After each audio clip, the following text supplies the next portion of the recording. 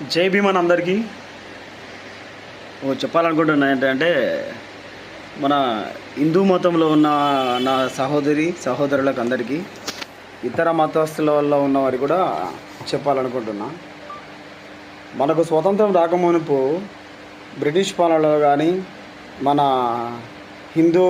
మన మత గ్రంథాల ప్రకారంగా కానీ మనలో ఏ స్థాయిలో నుంచి ఈ భూమిపుత్రులను ఎక్కడ దొక్కిండ్రో ఒకసారి మనము పరిశోధించుకుందాము. సనాతన ధర్మం గొప్పదే, ఎవడు కాదన్నాడు? రామాయణం గొప్పదే, ఎవడు కాదన్నాడు? ఇతిహాసం గొప్పదే, దాన్ని మహాభారతం ఇట్లాంటి అన్ని గ్రంథాలు గొప్పయే, ఎవరు కాదన్నారు. కానీ ఈ గ్రంథాల ప్రకారముగా ఈ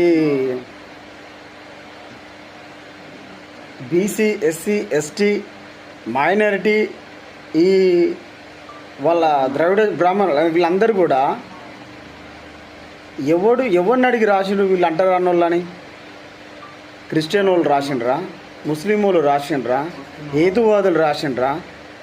అరే మూగ జంతువులు మీరు నడిచిన దారిలో నడవచ్చు, మీ ఇంట్లో పడుకోవచ్చు, సాటి మనుషులమైన ఈ భూమిపుత్రులము మేము అంటరానోళ్ళం ఎలా అవుతారా? ఎవరిని అడిగి రాసిండ్రా? ఆ దేవుని అడగాల, మిమ్మల్ని అడగాల? నా సహోదరులకు ఒక మాట చెప్పాలనుకుంటున్నా. ఈ బ్రిటిష్ పరిపాలన రాకముందు, వచ్చినాక కూడా, వాళ్ళు రాకముందు కాదు వచ్చినాక కూడా మీకు ఓటక్కే వద్దన్నారు, మిమ్మల్ని మనుషులుగానే పెట్టొద్దన్నాడు. Babasaheb Ambedkar Indian code bill పెట్టి మిమ్మల్ని మనుషులుగా, సమాన హక్కులుగా, సమాన వారసత్వులుగా చేసిండు. నీ దేవుడు ఎవడు మిమ్మల్ని మనుషులుగా గుర్తించలే. బాబాసాహెబ్ అంబేద్కర్ మెటర్నిటీ లీవులు ఇచ్చిండు. 14 గంటల శ్రమ జీవితాన్ని 8 గంటలకు కుదించిండు.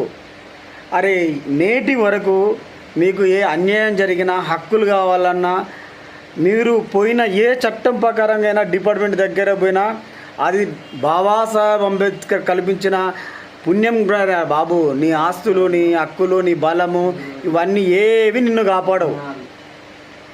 Only because Indian law, Indian రాజ్యాంగం గ్రంథం కిందనే నువ్వు బతికున్నావు. నీ దేవుడిని కూడా కాపాడేది రాజ్యాంగమే.